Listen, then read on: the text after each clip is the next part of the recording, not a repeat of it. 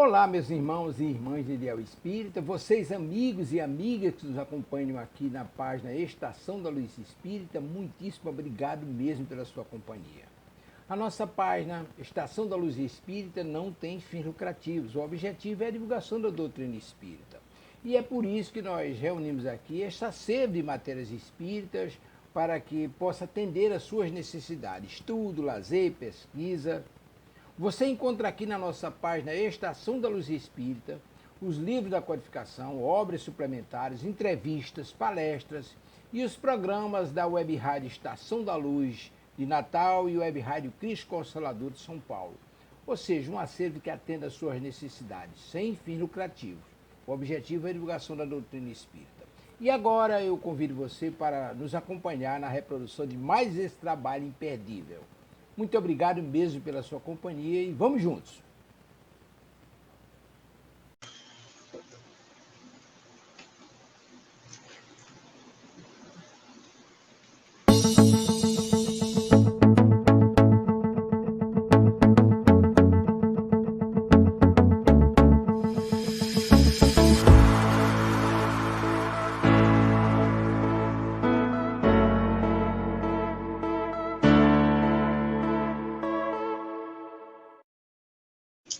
Boa noite. Sejam todos muito bem-vindos. Mais um programa da nossa web rádio Cristo Consolador. E hoje é dia Literatura Mediúnica de Dona Ivone do Amaral Pereira. Estamos dando continuidade ao livro Nas Voragens do Pecado. Tá? E hoje, o capítulo 7º, a gente vai ver, já fecha a primeira parte do livro, gente. Piscou, e ele é grandinho, então acredito que hoje o nosso encontro deverá girar em torno só deste capítulo, que ele é bem longo, ele vai da página 109 à página 127. É bastante coisa, não é?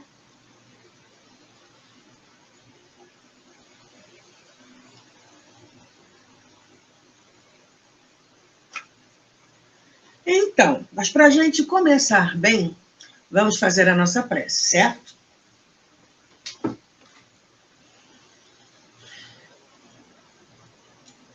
Graças a Deus. Gratidão a Deus acima de tudo, por todas as chances que nós temos em cada existência de fortalecer a nossa fé e ficar em dia com as suas leis misericordiosas e justas. Gratidão a Jesus por nos fornecer o alimento, a água, o pão para essa jornada. Gratidão a Maria, que nos acolhe, que nos envolve, que nos sustenta. E que todos nós, encarnados e desencarnados, possamos estar envoltos em muita paz. Graças a Deus. Pergunta número 1, como você está se sentindo hoje? Pergunta número 2, a água está por aí? A minha está, e vou pedir licença para tomar um remedinho, que o horário é esse. Cuidar do corpo e do espírito, está lá no Evangelho.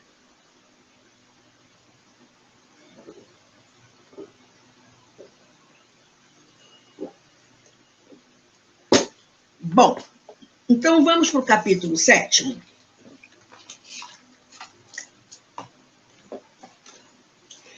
Perfídia. Nossa. Promete, né? E a Mônica Tomás não está conseguindo entrar no YouTube. Tadinha. Deu ruim para ela? Vamos lá. Alguns dias depois do quê? Vamos relembrar aqui um pouquinho. Foi quando teve... Oi, Márcia Monteiro, tudo bom? Foi quando... Boa noite. Foi quando... Vera Lígia, boa noite.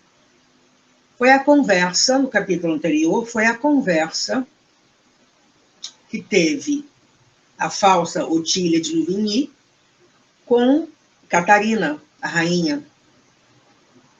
E a única coisa que ela, quando foi descoberta pela rainha, quem era ela de verdade, ela disse que a única coisa que ela queria é Luís de Narbonne, acabar com Luís de Narbonne. Catarina aceitou como sua espiã na corte, né? E a ideia, como o irmão da verdadeira Otília estava a serviço do rei no estrangeiro, foi mandada nova missão para segurar ele lá, e a rainha a aceitou. E aí, no capítulo 7, depois desse acordo, nós sabemos por Charles o seguinte: alguns dias depois desse trelelê aí, dela ir para o castelo, e conversa vai, e conversa vem,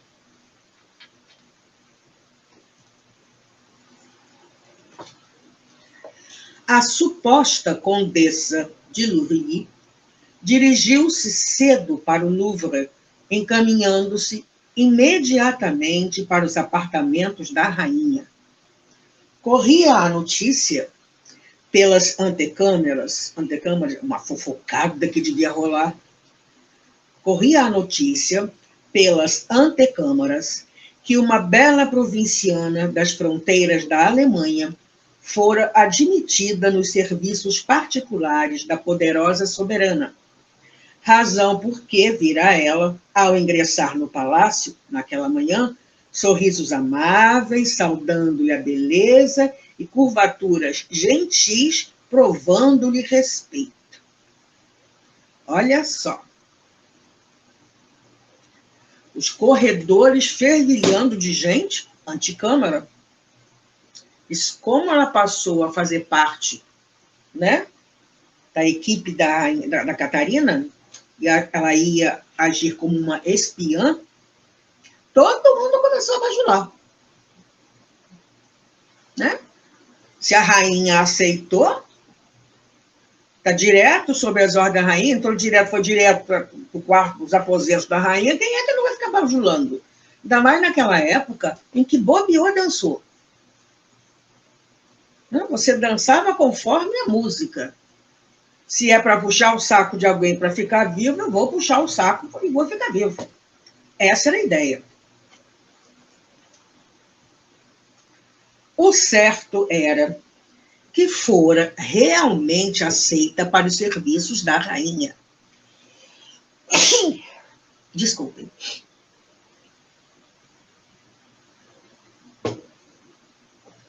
Tendo esta já recomendado à chefe das suas damas, pusesse Otília a par dos costumes da corte, facilitando-lhe a adaptação, recomendação que a jovem provinciana valeu atenções imediatas de todo aquele mundo ocioso e bajulador que gravitava ao redor da rainha mãe. Entretanto, a mesma Otília fora indicada não para os mistérios próprios de uma dama ou de um auxiliar comum, mas para o serviço secreto da política de Sua Majestade, o que equivaleria dizer que suas verdadeiras funções no palácio seriam a espionagem, a intriga, ou seja, a armadilha e o crime. Olha a que ponto a gente chega quando a gente quer se vingar de alguém. Não é à toa que Kardec colocou, deixa eu pegar o Evangelho aqui. Evangelho, segundo o Espiritismo, o capítulo Amai os vossos inimigos, no capítulo 12, página 207. Vamos ver aqui algum trecho, gente. Como sempre, Kardec abre com um trecho dos ensinamentos de Jesus. E o primeiro deles é retribuir o mal com o bem. Fácil? Não. Para nós ainda não é. E Jesus está em Mateus 5, 43 a 47, né? Aprendeste que foi dito, amareis o vosso próximo e odiareis os vossos inimigos. Lei antiga, lei mosaica, o Pentateuco mosaico, ou Cabalá, porque é o livro sagrado, melhor, Cabalá não, oh meu Deus, agora esqueci o termo que se dá. Bom, a lei mosaica, né? O Antigo Testamento todo é a trajetória do povo judeu e as leis mosaicas. E a lei prescrevia, amarás o vosso próximo e odiareis os vossos inimigos. Aquela história de mão por mão, olho por olho, pé por pé, foi trazida por Moisés do Código de Hammurabi e incorporada à vida judaica. Eu, porém, Jesus, porém, vos digo, amai os vossos inimigos, fazei o bem aos que vos odeiam e orai pelos que vos perseguem e caluniam, a fim de serdes filhos do vosso Pai, que está nos céus, e que faz se levante o sol para os bons e para os maus, e que chova sobre os justos e os injustos. Porque, se só amardes os que vos amam, qual será a vossa recompensa? Lógico, muito fácil. Eu gosto de você, você gosta de mim? Problema nenhum ali. Não procedem assim também os publicanos? Ou seja, tão fácil. Se apenas os vossos irmãos saudardes, que é o que com isso fazeis mais do que os outros? Nada, né? Não fazem outro tanto os pagãos? Isso está em Mateus 5, 43 a 47. E aí ele vai falando sobre o amor aos inimigos, aplicação do princípio da caridade. O que é amar os inimigos, que não é ter uma afeição, não é assim, né? Mas Kardec frisa, amar não é de guardar ódio, nem rancor, nem desejo de vingança, perdoar sem pensamento oculto e sem condições o mal que nos causa, sem condições, né? É não opor nenhum obstáculo à reconciliação com eles, é desejar-lhes o bem e não o mal, é experimentar júbilo em vez de pesar com o bem que lhes advenha, é socorrê-los em se apresentando ocasião, é abster-se, quer por palavras, quer por atos, de tudo o que os possa prejudicar. É, finalmente, retribuir-lhes sempre o mal com o bem, sem a intenção de os humilhar. Exatamente o contrário do que a Otília desencarnada e a menina que está com o nome dela, pegou o nome dela, estão fazendo. Exatamente o contrário. Né? Quem assim procede preenche as condições do mandamento amai os vossos inimigos, que deve ter sido estudado em família, das reuniões da família, no estudo da Bíblia. Né? E aí vem falando dos inimigos desencarnados, né?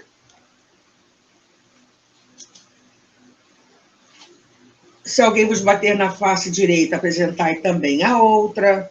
Ou seja, não é deixar de se defender, mas condenar a vingança, que é o que elas estão fazendo. Para apresentar a outra face, não se deve pagar o mal com o mal, que o homem deve aceitar com humildade tudo que seja de modo a lhe abater o orgulho, que maior glória lhe advém de ser ofendido do que de ofender, de suportar pacientemente uma injustiça do que de praticar alguma, que mais vale ser enganado do que enganador, arruinado do que arruinar os outros.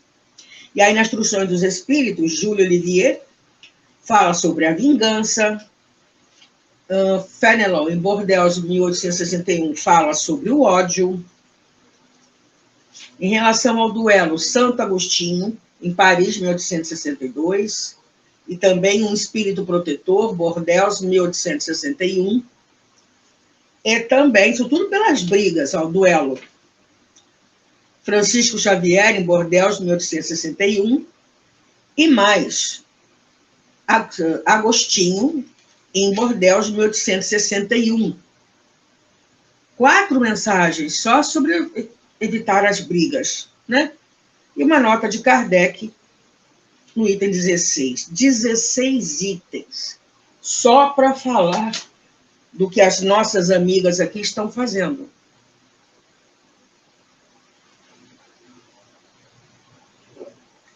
E a Ruth Carolina, ela pagou o preço. É para fazer isso, para acabar com o Luiz de Narbonne, eu vou fazer. Até que ponto os nossos sentimentos obliteram o nosso entendimento? Quando a gente se deixa levar pelos extremos de sentimento, o amor exagerado, né? Daqueles que faz tudo pelo outro, no lugar do outro, não está ajudando em nada, está atrapalhando. Como é que o outro vai crescer? Né? E o outro lado da moeda, que é o ódio.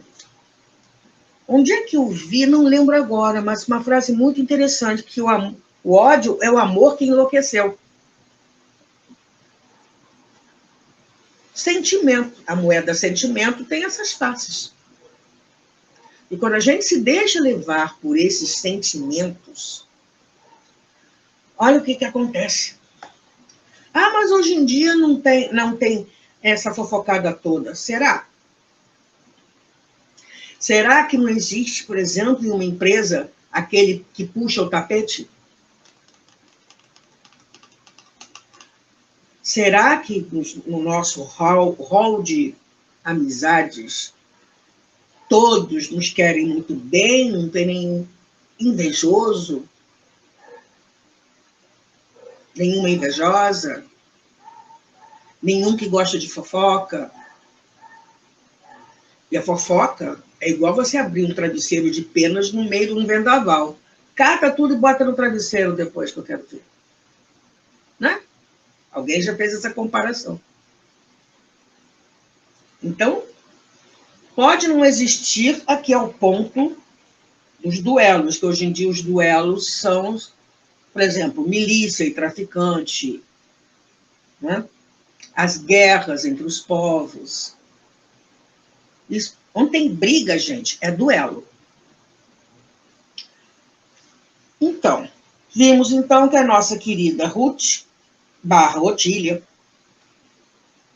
espionagem, intriga, ou seja, armadilha e o crime. Todavia, Catarina era bastante sagaz e inteligente para isso mesmo declarar de uma Louvigny, o que seria perigoso, principalmente quando sua primeira presa, por intermédio da linda menina,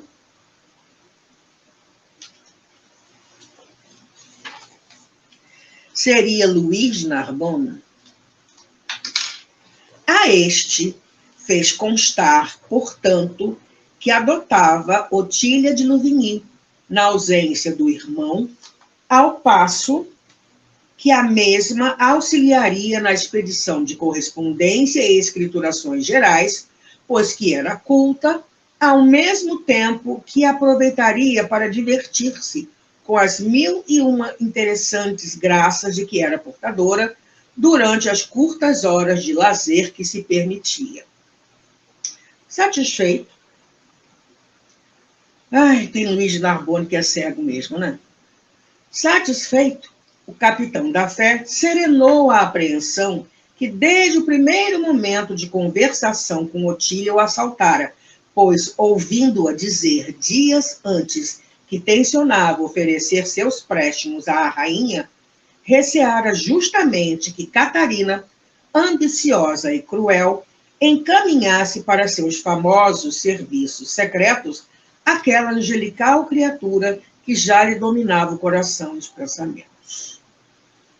Tá, e ele estava crente que a rainha ia contar para ele, não, eu quero ela para minha espiã. Aham. Desde quando a rainha ia entregar o ouro assim para ele? Se ela o odeia. Aí ele comeu música. Né? É angelical criatura, foi um dia, não é mais. Um enredo, uma intriga numa corte de soberanos do passado o cuidadoso preparo da queda de personagens importantes que deveriam tombar dos próprios pedestais de honra e validez naturalmente, sem que verdadeiramente ninguém pudesse ser acusado pelo fato, era arte política, artimanha delicada que exigiria do seu executor ou executores um tino essencialmente satânico, uma dissimulação e uma inteligência porventura superiores aos que se exigiriam de um vero gênio da ribalta. Era um jogo de xadrez aquilo ali, né? E aí, nesse mesmo capítulo do Amai os Vossos Inimigos, na vingança,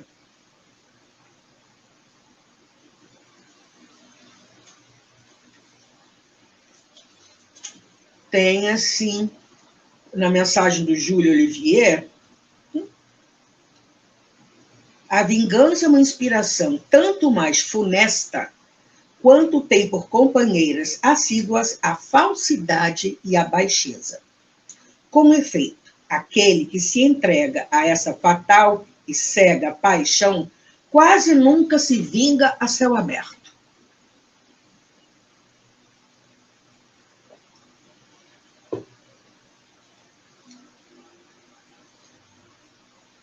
Quando é ele o mais forte, cai qual fera sobre o outro a quem chama seu inimigo, desde que a presença deste último lhe inflame a paixão, a cólera, o ódio. Porém, as mais das vezes assume aparências hipócritas, ocultando nas profundezas do coração os maus sentimentos que o animam.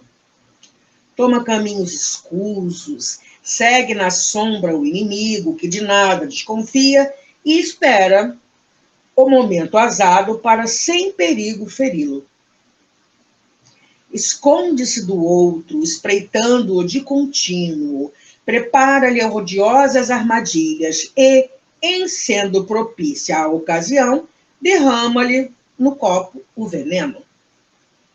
Quando seu ódio não chega a tais extremos, ataca-o então na honra e nas afeições, não recua diante da calúnia e suas pérfidas insinuações, habilmente espalhadas a todos os ventos, se vão avolumando pelo caminho.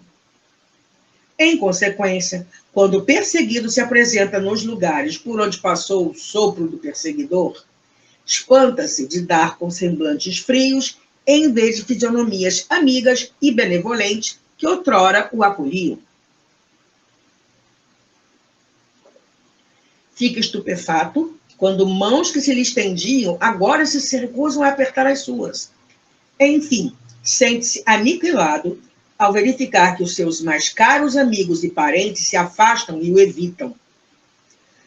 O covarde que se vinga assim é 100 vezes mais culpado do que o que enfrenta o seu inimigo e o insulta em plena face. E Catarina era useira e vezeira desses métodos. A falsa Otília, com suas maneiras angelicais e sua estonteante formosura, seria a intérprete ideal para as intrigas do Louvre, nos dias inquietantes do sombrio governo de Carlos IX. No seu primeiro dia de serviço, pois, terminadas as audiências da rainha e entendimentos com ministros, delegados do povo, embaixadores, chefes militares, representantes do clero, etc., a soberana entendeu de bom aviso reunir-se com sua corte de damas e auxiliares, passando em revista as recentemente admitidas, a fim de examinar-lhes as possibilidades. Ela parece uma aranha tecendo a teia, não? Em tais ocasiões,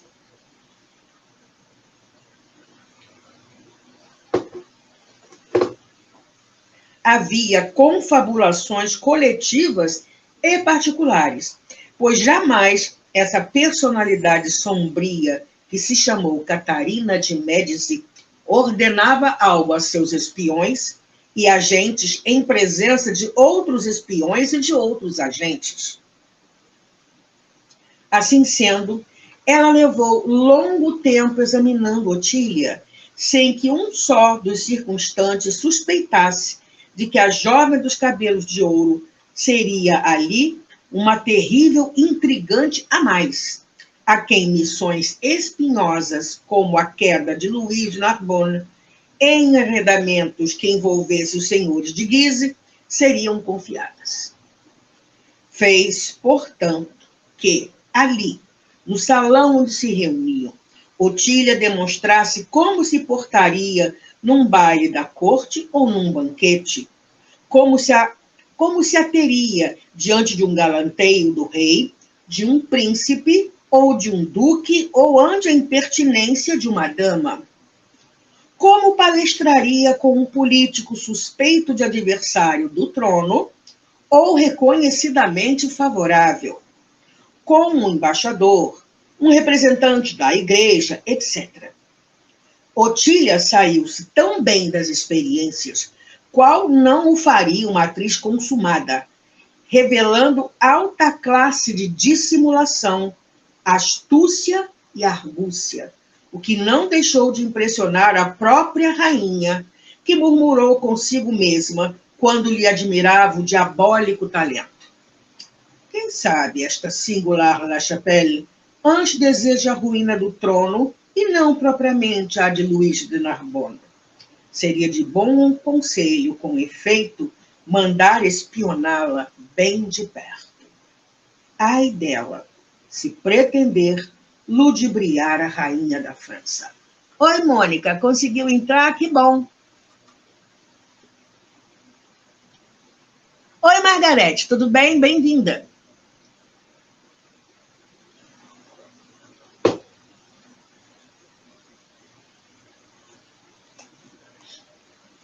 Em seguida, fechou-se com ela em câmara reservada para confabulações particulares de praxe.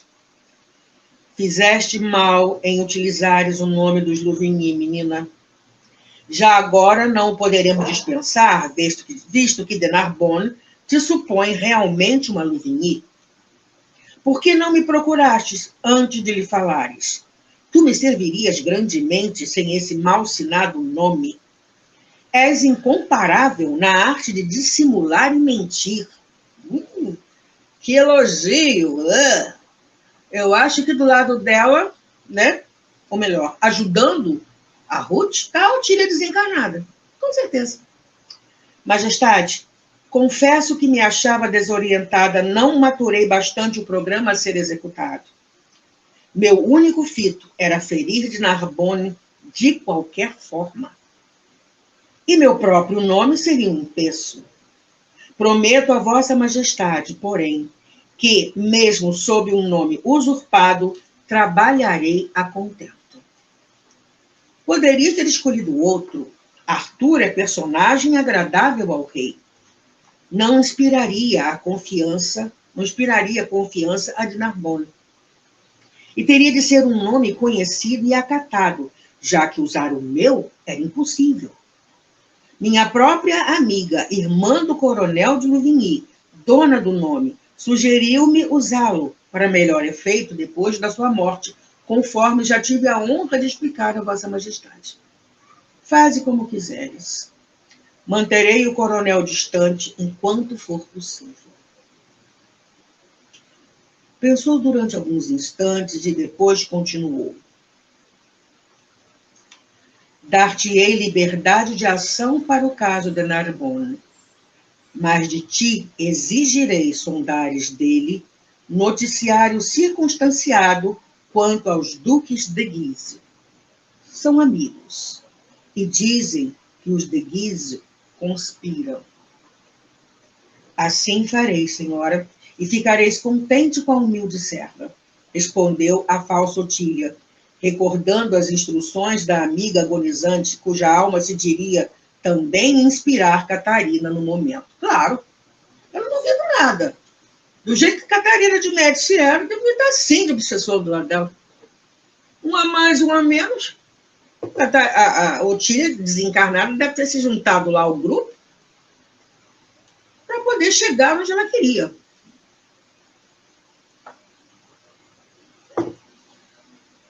Por isso que os amigos espirituais vivem nos alertando para a gente tomar cuidado com aquilo que pensa, usar bem essa potência da alma. Porque senão,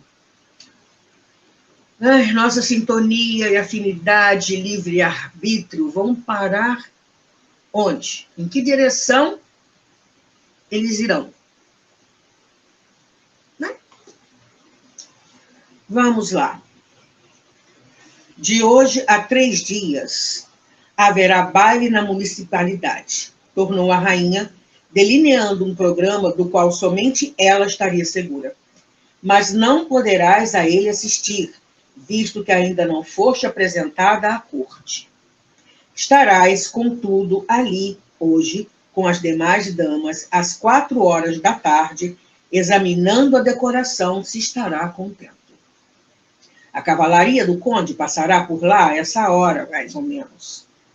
Será útil para teus intentos que ele te veja ainda hoje naquele local. Procura cativá-lo diante de testemunhas, provocando ingenuamente algo escandaloso durante o vosso entendimento. Refugia-te depois aqui e não consintas de forma alguma em vê-lo nem em falar-lhe. Amanhã entrarás num convento qualquer que escolherei, onde passarás de 6 a 8 dias por minha ordem, a título de Jesus e penitências, para servires tua rainha de coração limpo e consciência tranquila, depois do escândalo provocado pela tua inconsequência junto a Luís de Narbona. Mas, em verdade, a fim de observarmos a reação de que será ele capaz ante o rigor aplicado contra ti. Participá-lo-ás de tudo por uma carta cheia de paixão. Será de boa tática excitá-lo, mas furtar-se a expansões prejudiciais. Olha só. É homem de costumes severos e honestos.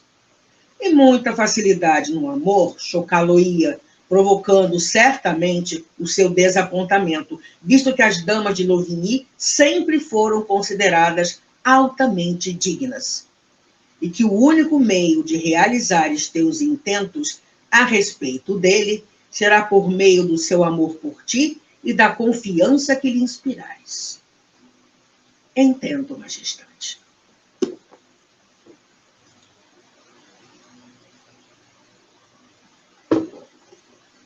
E realmente entendeu. Porque, se com esmero Catarina a instruiu para o desempenho da ingrata aventura, melhor ainda a infeliz irmã de Carlos se desincumbiu do papel que lhe cumpriria encarnar. Chovera, porém, o dia todo. O inverno anunciava-se rigoroso por meio dos aguaceiros ininterruptos. Soprava o vento tradutor das nevadas acabrunhadoras. O baile da municipalidade, esperado sob ansiosa expectativa desde 15 dias antes, era oferecido à alta burguesia, que se mostrava fiel ao trono naqueles dias tenebrosos, quando ainda se estremecia à lembrança do dia 24 de agosto, a noite de São Bartolomeu. À tarde, amainando o tempo, Catarina de Médici permitira a algumas damas de menor destaque irem apreciar a decoração do palácio, que, segundo afirmavam, estaria suntuosa, presidida, como fora, por alguns dos melhores artistas da época e digna, portanto, dos salões do Louvre. Certamente que os ricos e poderosos burgueses bem o mereciam. Tratava-se de classe realizadora, pronta a bater-se e até sacrificar-se pela realeza, porque detestava a nobreza e desprezava a plebe, as quais intrigava com o trono, sempre pronta a ofender e prejudicar a mesma nobreza, porque justamente a invejava por vê-la à beira daquele, quando ela própria as leis apenas permitiriam ou impunham ao mesmo trono engrandecer-se com a sua dedicada operosidade. Gente, que ninho de cobras. Que ninho de cobras. Caramba. Alguns pequenos nobres, porém, deveriam acorrer a esse baile, assim como um representante do rei, o qual, assim sendo, descia da sua dignidade de monarca indiferente às próprias responsabilidades, sem sequer ser informado de que o fazia, talvez nem mesmo sendo conhecedor da dita solenidade. É assim entrevisto por meros passos políticos regionais, dos quais a sagacidade da rainha-mãe esperava, como sempre, tirar proveito. E até aquelas gentis senhoras de Catarina, que no palácio da municipalidade examinavam se as dobras dos resposteiros cairiam bem à esquerda ou mais graciosamente à direita, se os candelabros dos portais dariam iluminação de bom efeito, conjugada com os lustres pendentes do teto, desejariam ser agraciadas com a fortuna de ao baile comparecerem. Ruth de La Chapelle lá estava entre as demais jovens, deslumbrante de graça e beleza, num vestido branco bordado a ouro, com suntuosa golia do próprio gosto da rainha, que exigia para as suas servidoras as mais distintas toilettes. Uma gola toda trabalhada, assim.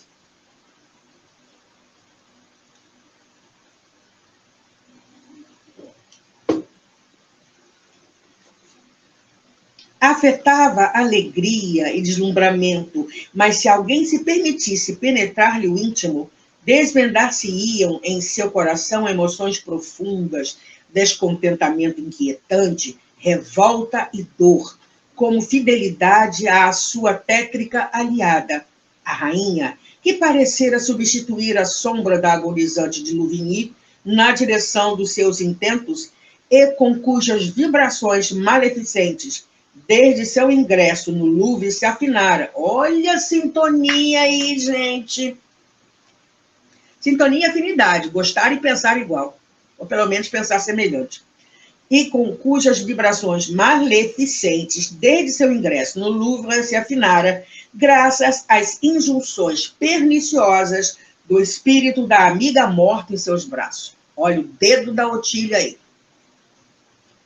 Fiel às recomendações de sua majestade, e uma vez que estas vinham ao encontro das suas próprias aspirações, a jovem renana postou-se à espreita da ronda, que cerca das 4 horas da tarde deveria passar pelo palácio da municipalidade, comandada pelo conde de Narbonne.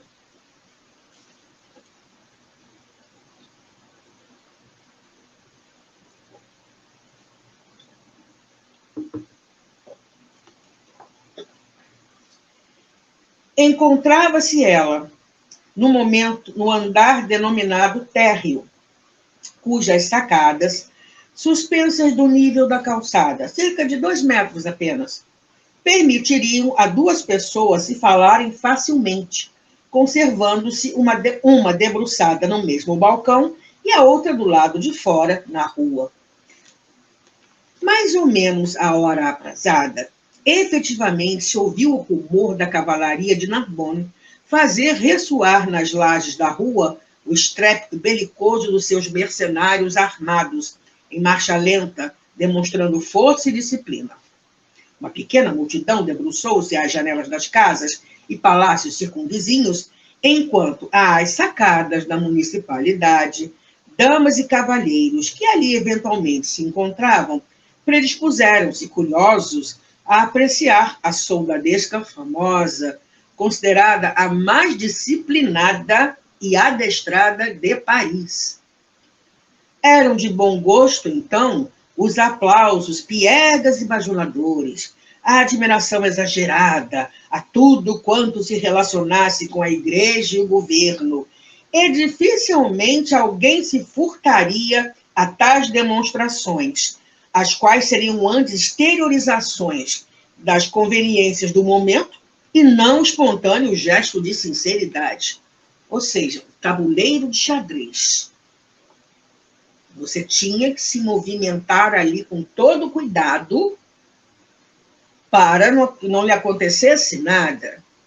E mesmo assim, sempre haveria o risco de que acontecesse alguma coisa. Se caísse, né, por acaso, assim, em desgraça perante a Catarina, ou se ela enchesse a paciência com aquela pessoa.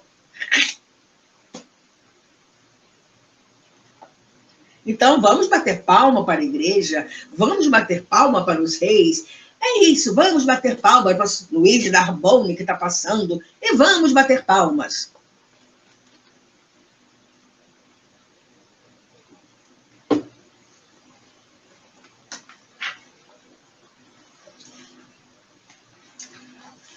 Ruth encontrava-se num salão cujas numerosas sacadas, todas escancaradas, faziam ângulos com uma rua e uma praça. Postou-se ela no primeiro balcão que deitava para a dita rua, desde que vislumbrou ao longe a figura imponente do jovem capitão à frente dos seus homens. Lembrou-se das ordens de Catarina. Promove algo escandaloso. Cumpriria, pois, a ordem. Que lhe importariam as intenções da soberana se encerravam males para o detestado conde, ainda que redundasse na sua própria ruína? De outro modo, a perda de Narbonne era fato que particularmente interessava a rainha, e, fosse o que fosse que esta tramasse, necessariamente auxiliá-la-ia a atingir os próprios fins.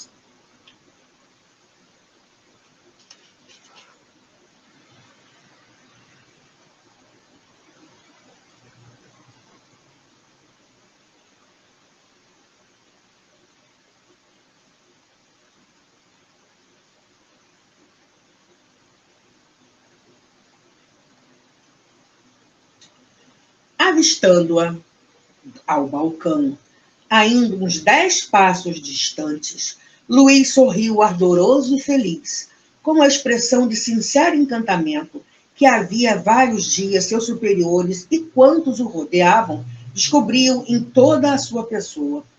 Cumprimentou-a com distinção e familiaridade, ao que Ruth correspondeu com uma vênia graciosa, entre um sorriso franco, pensando em Catarina. Fê-lo, porém, e num movimento rápido e imprevisto, que se diria infantil, deixou a sacada onde se postar e postou-se na imediata, onde novamente esperou Luís, vendo-o, portanto, mais de perto como da primeira vez. O sorriso do capitão da fé dilatou-se mais, deixando à mostra bela fieira de dentes fortes e alvos, que muito poucas vezes dantes se haviam revelado aos circunstantes. Ruth, no entanto, já abandonara a segunda sacada, passando a terceira, e a quarta, e a quinta, o que deu em resultado acompanhar o trajeto de Narbonne, com ele se defrontando todo o percurso, não pequeno, que media o quarteirão da rua e o da praça que faziam esquina. E ela o fazia entre risos, deixando-o compreender o desejo que trazia de que ele lhe falasse naquela emergência.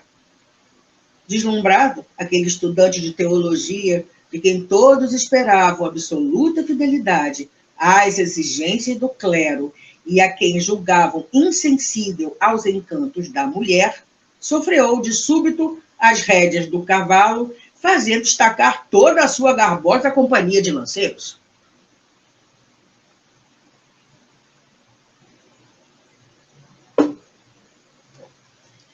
Eu te saúdo, gentil condessa, cumprimentou ele galantemente, parado sob a sacada onde se debruçava a cativante menina. Mais que ontem, hoje de encontro encantadora.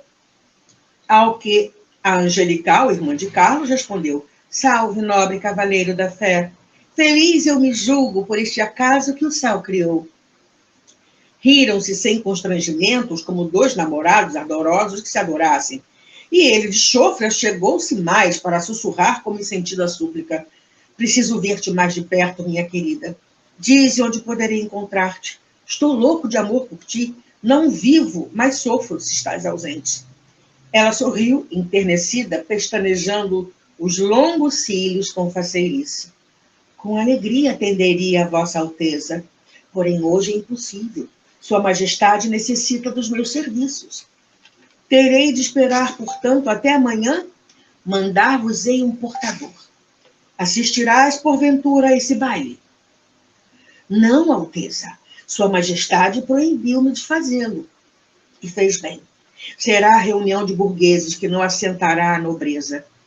Dá-me, então, algo de ti mesma, como lembrança, um pente, um laço, uma rosa como aquela outra, que aqui está sobre o meu coração, e que me faça companhia até o nosso próximo encontro.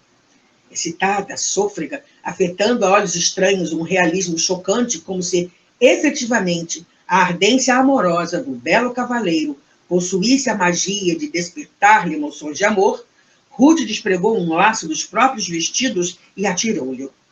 Luís apanhou-o no ar, levando-o aos lábios como não teria feito o mais singelo amante da província ao receber a primeira dádiva de amor. Não obstante, prosseguiu a marcha, emocionado, transtornado. Ruth, porém, deixara-se ficar onde estava, pois que as janelas agora não iam mais além, começavam outras dependências.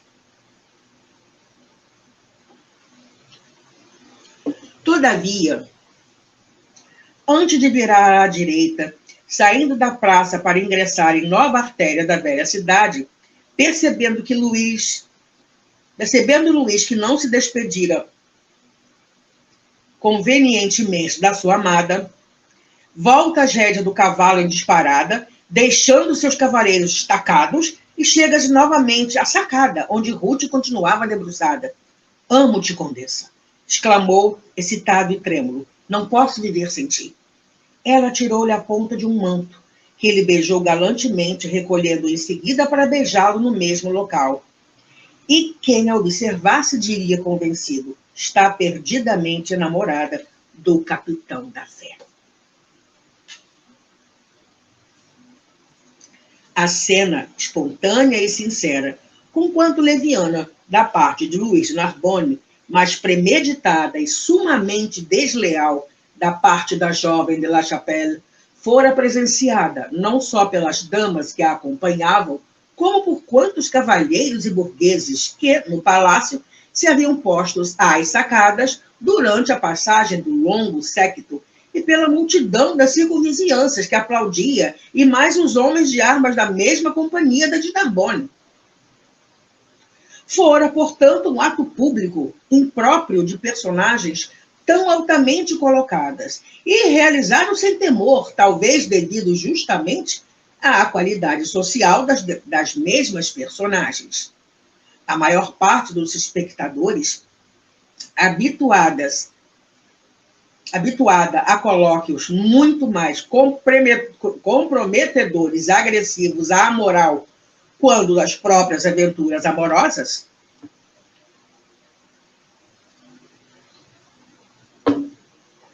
escandalizou-se e censurou em cochichos maledicentes a ousadia do par de namorados. Algumas poucas testemunhas, porém, sorriram, cheias de benevolência, achando-se neste número os próprios mercenários de Luís, ao passo que algumas senhoras que rodeavam a loura dama de Catarina trocavam ideias amuadas e algo despeitadas. Sua Majestade será informada deste escândalo. Mal chega da província esta Louvigny e se revela indigna da posição que ocupa. Que desrespeito! Uma dama da rainha? Enquanto outras a parteavam. Convenhamos ao menos em que a provinciana soube escolher. Luís, o incorruptível. A qualidade da conquista ter-nos-ia animado a muito mais a nós, parisienses. O que não faríamos para que o poderoso capitão da fé nos caísse aos pés? Sem mais preocupações, Ruth Carolina regressou ao Louvre, procurando entrevistar-se com a rainha, a quem participou circunstanciadamente do ocorrido durante a tarde. Catarina, que jamais desprezava uma informação, ouviu-a atentamente, aparentando frieza e indiferença, o senho carregado, como era habitual. Depois do que murmurou num sussurro, de molde a somente ser ouvida por sua interlocutora, pois esta mulher previdente e maliciosa jamais falava alto ou em tom normal, senão discretamente, temendo ser surpreendida pelas próprias paredes. Retira-te agora para os teus aposentos, e ali permanece incomunicável.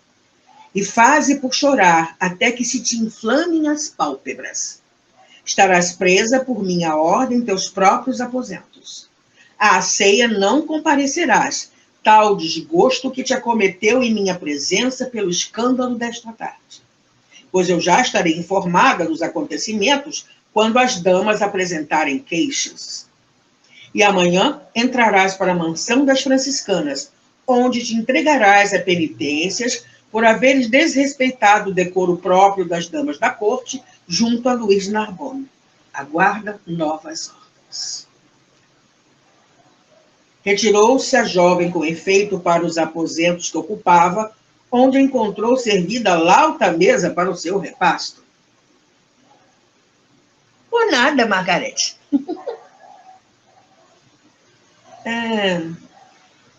Ruth sorriu satisfeita, dizendo consigo mesma: Oi, Edileuza, tudo bom? Ruth sorriu satisfeita, dizendo consigo mesma: esta múmia, Catarina de Médici, é também má, conforme não se cansava de avisar a minha querida Otília, sendo também velha e terrivelmente feia. Que pretenderá, forçando-me a revelar-me publicamente com de Narbonne? Será preciso que, por enquanto, o mesmo de Narbonne me proteja contra ela.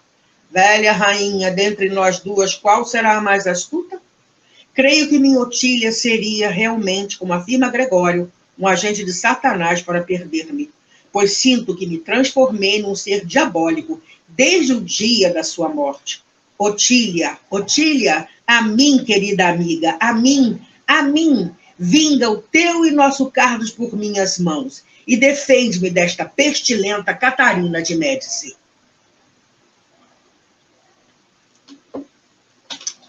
E vamos parar por aqui hoje. Esse capítulo ainda não acabou, mas eu preciso sair alguns minutinhos mais cedo. Está bem?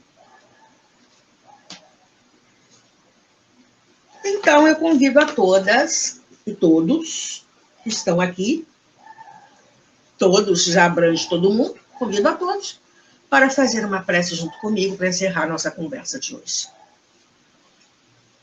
Graças a Deus. Gratidão a Jesus sempre. Porque, apesar de conhecer todas as nossas fraquezas, continua acreditando em nós e na nossa possibilidade de recomeço, de soerguimento, de desenvolvimento das potências da alma na direção certa. Gratidão a Jesus pelo alimento que sempre chega até nós. Gratidão à Mãe Maria por nos envolver, por nos acolher e nos sustentar. E que todos nós, encarnados e desencarnados, possamos permanecer em harmonia, permanecer em paz. Graças a Deus. Acabou meu tempo. Até quinta-feira que vem, com a continuação desse capítulo que fecha a primeira parte do livro. Gratidão por ter estado aqui comigo. Cuidado com os pensamentos. Fique bem. Tchau. Chegamos ao final da nossa atividade. Muitíssimo obrigado mesmo pela sua companhia e espero você no próximo evento.